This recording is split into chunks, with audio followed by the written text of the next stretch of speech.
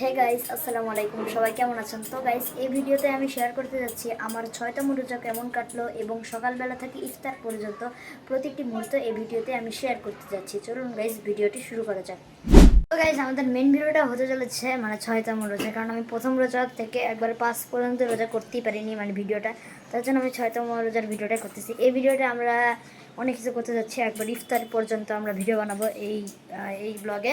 তো গাইস, এটা হচ্ছে আমার নতুন চ্যানেলের নতুন ব্লগ। প্লিজ এই চ্যানেলে সবাই সাবস্ক্রাইব করবেন। আর কে কে রোজা রেখেছেন আজকে তারা কমেন্টে লিখবেন। এই ব্লগে আমরা স্পেশালি বানাতে চলেছি বিরিয়ানি, কারণ এই 6তম রোজা আমরা স্পেশালি বিরিয়ানি বানাতে চলেছি।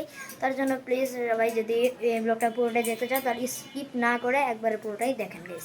ব্লগটা অনেক এন্ড হবে, কারণ আমরা একবারে ইফতার পর্যন্ত কিন্তু ব্লগটা কন্টিনিউ করবো। তো গাইজ, এখন আমরা বিরিয়ানির মেকিং ব্লগটা আমি দিয়ে দিব। তো গাইজ দেখেন, আমরা বিরিয়ানি বানানোর জন্য রেডি। মাংসটাকে খুলে ফেলছি। এই যে মাংস পানির মধ্যে খুললাম আমরা। দেখেন মাংসটা কীভাবে পানিতে ভিজালাম আমরা। এখন আমরা বিরিয়ানি রান্না করার জন্য এই মাংসটাকে আমরা খুললাম পানি থেকে। এটা হচ্ছে আমরা আজকে বানাতে চলেছি চিকেন বিরিয়ানি। আজকে চিকেন দিয়ে আমরা বিরিয়ানি বানাবো। এই দেখেন, প্রথমে আসলে এক পিস আমাদের কাঙ্ক্ষিত। এখন আমরা মাংসটি দেখেন গাইজ, সব এটা পোলাও চালের কাপ। তো গাইজ, পোলাও চালটা ঢাকার ভিডিও আমি দেখাবো। এই দেখেন গাইজ, মাংসটি বের করলাম আমরা। এখন পোলাও চালও আছে রেডি, সব কিছু রেডি আছে গাইজ। তো গাইজ, এখন আমরা মাংসটি পানি দিয়ে ভালোভাবে ধুয়ে ফেলবো, কারণ মাংসটি খোলার পর পানি দিয়ে ভালোভাবে ধুতে হয়। তো গাইজ, এখন মাংসটি আমরা পানিতে ধুচ্ছি। এই যে মাংসটি ভালোভাবে একদম কসলায় ভালোভাবে পানি দিয়ে আমরা ধুয়ে নিব। এই যে গাইজ, কি সুন্দর ধুচ্ছি আমরা। ভিউয়ার্স, এখন বিরিয়ানি বানানোর যে পোলাও চালটা সেটা আমরা আস্তে আস্তে করে ঢেলে নিচ্ছি কড়াইয়ের উপরে।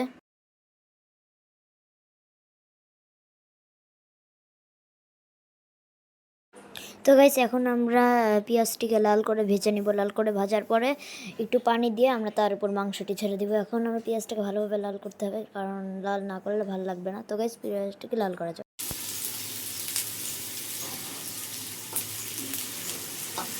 হ্যাঁ, এটা দেখো।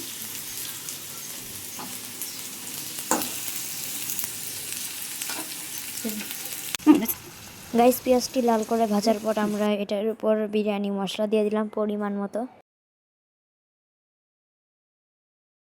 গাইস, বিরিয়ানি মশলা দেওয়ার পর এর উপর পরিমাণ মতো পানি দিয়ে তারপর আমরা এর উপর মাংস ছেড়ে দিলাম। যে মাংসগুলো ধুয়ে রাখলাম আমরা, সেগুলো মাংসগুলো ছেড়ে দিলাম। আর এই মাংসগুলো